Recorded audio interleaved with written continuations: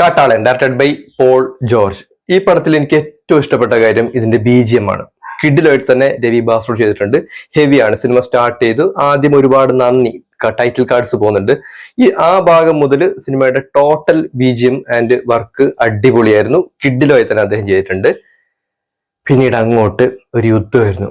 2 മണിക്കൂറാണ് പടത്തിന്റെ ഡ്യൂറേഷൻ എന്ന് പറയുന്നത്. 2 മണിക്കൂറെല്ലാം ഇത്രയും സമയം ഉണ്ടെന്ന് എനിക്ക് ഇന്നാണ് മനസ്സിലായത്.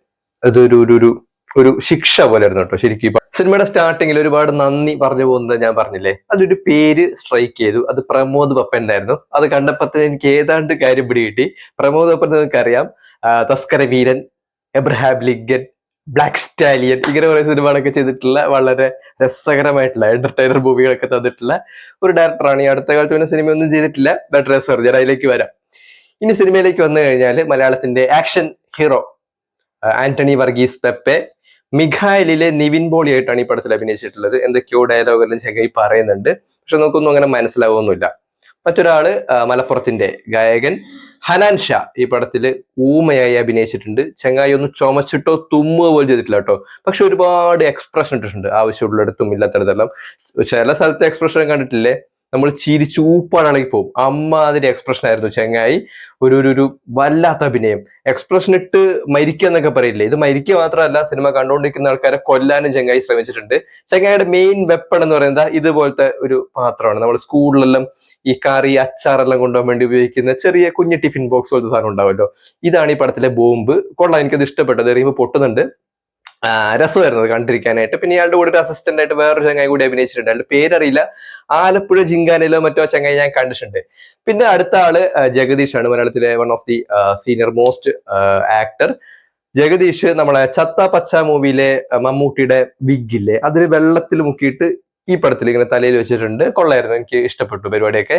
പിന്നെ വില്ലന്മാര് മൊത്തം വില്ലന്മാരായിരുന്നു. സുനിൽ, നമ്മളെ തെലുങ്കു തമിഴ് ആക്ടർ ആയിട്ടുള്ള സുനിലിന്റെ ഒരു വലിയ എന്റർടൈൻമെന്റ് സെഷൻ തന്നെ ഈ പടത്തിലുണ്ട്. കാണാൻ നല്ല രസമായിരുന്നു. പിന്നെ കബീർ ഗുഹൻ സിംഗ്, അദ്ദേഹത്തിന്റെ പ്രകടനം നല്ല അടിപൊളിയായിരുന്നു.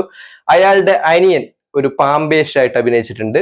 അതായത് പാമ്പിനെ കൊണ്ട് നടക്കുക. ബാബു സുരേഷിന്റെ കയ്യിൽ പാമ്പുണ്ടാവില്ല, അതുപോലെ ഒരു കുഞ്ഞി പാമ്പിനെ ഇയാൾ എപ്പോഴും ഒരു തീപ്പെട്ടിക്കൂട് പോലത്തെ സ്ഥലത്ത് ഇട്ട് കൊടുക്കും.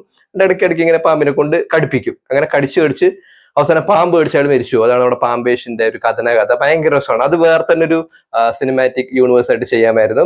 അടുത്ത ആള് അൽഫോൺസ് പുത്രനാണ്. അൽഫോൺസ് പുത്രൻ ഇതില് പിള്ളേരെ പിടുത്തക്കാരനായിട്ടാണ് അഭിനയിച്ചിട്ടുള്ളത്. അതായത് പഴയ സിനിമ എല്ലാം ഈ ഭിക്ഷാടന മാഫിയ എന്നൊക്കെ പറഞ്ഞിട്ട് ചില ആൾക്കാരൊക്കെ കാണിക്കുന്നത്. എനിക്കൊന്ന് ഈ ജഗതിയും ഇന്നസെന്റ് എല്ലാം അങ്ങനെ എന്തോ ഒരു പടത്തിൽ അഭിനയിച്ചിട്ടുണ്ട് പണ്ട്. അതായത് കുറെ ഈ കുട്ടികളെ പിടിച്ചുകൊണ്ട് പോയിട്ട് ഭിക്ഷക്കെല്ലാം ഇരുത്തുന്ന ടീമായിട്ടുള്ള വലിയ മാഫിയ, അങ്ങനെ ഒരു സെറ്റപ്പാണ് നമ്മളെ ഇയാളുടെ അൽഫോൺസ് പുത്രന്റെ സെറ്റപ്പ് എന്ന് പറയുന്നത്. ആ കൂട്ടത്തിൽ നമ്മുടെ ഹിപ്സ്റ്റർ എല്ലാം ഉണ്ട് കേട്ടോ. ഹിപ്സ്റ്റർ ഇങ്ങനെ ഒരു പിള്ളേരെ പിടുത്തക്കാരുടെ കൂടെയുള്ള ഒരു ചങ്ങായിയാണ്. ഒരു ബൈക്കും സൈക്കിളും പരിപാടിയൊക്കെ ആയിട്ട് രസം വരുന്നത് കാണാനായിട്ട്. പിന്നെ അവിടെ തുഷാര വിജയൻ അഭിനയിച്ചിട്ടുണ്ടെന്ന് തോന്നുന്നു ആ ഭാഗത്ത്. പിന്നെ ശ്രീലങ്കയിലത്തെ ചില ഫൈറ്റ് സീനുകളിലും ഈ ലേഡി അഭിനയിച്ചിട്ടുണ്ട്.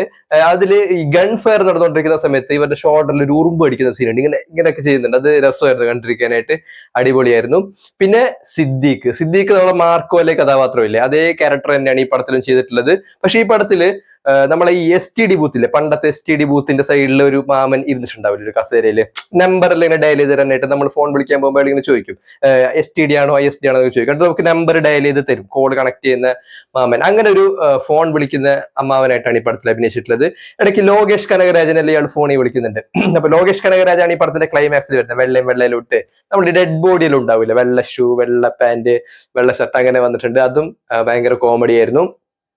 പിന്നെ ഈ പടത്തിൽ ഒരുപാട് ഗുണ്ടകൾ അഭിനയിച്ചിട്ടുണ്ട്. എനിക്ക് തോന്നുന്നു കുറെ ഗുണ്ടകൾ ചേർന്നിട്ടാണ് ഈ പടത്തിന്റെ തിരക്കഥ എഴുതിയിട്ടുള്ളത്. ഒറ്റൊരാളും ഈ മുഖം റിവീൽ ചെയ്യുന്നില്ല. എല്ലാ മുഖത്ത് ഇങ്ങനെ തുണിയെല്ലാം കെട്ടി വെച്ചിട്ടുണ്ട്. ഇത്രയും അടിപൊളിയായിട്ടുള്ള ഒരു സ്ക്രിപ്റ്റ് എഴുതിയത് കൊണ്ടാണ് ഒരു മുഖം കാണിക്കാത്തത്. കിടിലായിട്ടുണ്ട്. നിങ്ങളുടെ വർക്കെല്ലാം അന്യായമായിരുന്നു. പിന്നെ ഈ പടത്തിന്റെ ക്യാമറ വർക്കും അതുപോലെ തന്നെ കളർ ഗ്രേഡിങ്ങും അടിപൊളിയാണ്. എനിക്ക് ഇഷ്ടപ്പെട്ടു പരിപാടിയൊക്കെ. അവർ കുറെ ജോലി ചെയ്തിട്ടുണ്ട്. പിന്നെ പടത്തിൽ അഭിനയിച്ചിട്ടുള്ള ആനകളൊക്കെ അത്യാവശ്യം നന്നായിരുന്നു.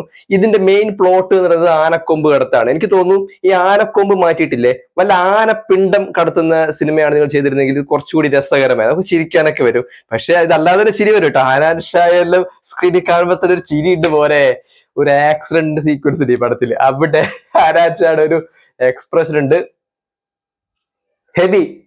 നിങ്ങൾക്ക് ഇതുപോലെ എക്സ്പ്രഷൻ ഇട്ടാൽ മതി. മീം ഐറ്റം ആണ്. അതായത് അത് ഒരു ലോങ് ടേം ഇൻവെസ്റ്റ്മെന്റ് ആട്ടോ. ആ മീം കുറെ നാള് നമ്മുടെ സോഷ്യൽ മീഡിയയിൽ കിടന്ന് കറങ്ങും, അതിൽ ഡൗട്ടൊന്നുമില്ല. പിന്നെ ആന്റണി വർഗീസ് ക്ലപ്പയുടെ കാര്യത്തിലേക്ക് വന്നു കഴിഞ്ഞാൽ ചങ്ങായി ഒരു നല്ലൊരു ആക്ഷൻ ഹീറോയാണ്. അത് നമ്മൾ മുമ്പ് ഒരുപാട് സിനിമകൾ, ഒരുപാടൊന്നല്ല, അത്യാവശ്യം ചില സിനിമകളിലൊക്കെ കണ്ടിട്ടുണ്ട്. പക്ഷെ ആ ഒരു പൊട്ടൻഷ്യല് ഈ പടത്തിൽ നല്ല രീതിയിൽ ഉപയോഗിക്കാൻ വേണ്ടി പറ്റിയിട്ടില്ല. മെയിൻ പ്രശ്നം എന്ന് പറയുന്നത് ഈ പടത്തിന്റെ പ്ലോട്ട് തന്നെയാണ്. അങ്ങനെ വലിയ കാര്യമായ സ്ക്രിപ്റ്റ് വർക്കോ കാര്യങ്ങളൊന്നുമില്ല.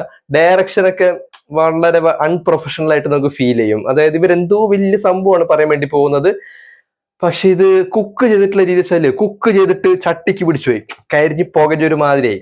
എന്നടാ പണി വെച്ചെടുക്കുന്നൊക്കെ ചോദിക്കാറില്ല, അയാൾ എന്തോ കുക്ക് സംതിങ് കുക്കിംഗ് എന്നൊക്കെ പറയില്ല, പക്ഷെ ഇത് കുക്ക് ചെയ്തിട്ട് ചട്ടിക്ക് പിടിച്ചു. അത് വല്ലാത്തൊരു ഇതായി പോയി, മോശമായി പോയി. ഉപയോഗിക്കാനും പറ്റില്ല, കളയാനും പറ്റില്ല, അങ്ങനത്തെ ഒരു സാധനം. നമുക്ക് വലിയ പ്രതീക്ഷ ഉണ്ടായിരുന്ന ഒരു സിനിമയായിരുന്നു കാട്ടാളൻ എന്ന് പറയുന്നത്. ഒരു ഫുൾ മാർക്കോ പോലെ ഒരു ത്രൂ ഔട്ട് അടിപ്പടമൊക്കെ മലയാളത്തിൽ വരുന്നത് വളരെ അപൂർവമായിട്ടാണ്. അതല്ലാതെ ആക്ഷൻ ഉണ്ടാവാറുണ്ട്, പക്ഷെ തുടക്കം മുതൽ അവസാനം വരെ ഫൈറ്റ് കാണുന്നൊക്കെ പറയുന്നത് ആക്ഷൻ മൂവിയൊക്കെ ഇഷ്ടപ്പെടുന്ന ആൾക്കാർക്ക് എന്താണ് ഭയങ്കര ഇഷ്ടമുള്ള കാര്യമാണ് ഇതുപോലത്തെ സിനിമ കാണുക പറയുന്നത്. പക്ഷെ അങ്ങനെയുള്ള ഒരു സിനിമയായിട്ടൊന്നും ഇതിനെ കാണാൻ വേണ്ടി പറ്റില്ല. ആക്ഷൻ എന്നൊക്കെ പറയുന്നത് വെരി പൂർ എന്ന് തന്നെ പറയേണ്ടി വരും.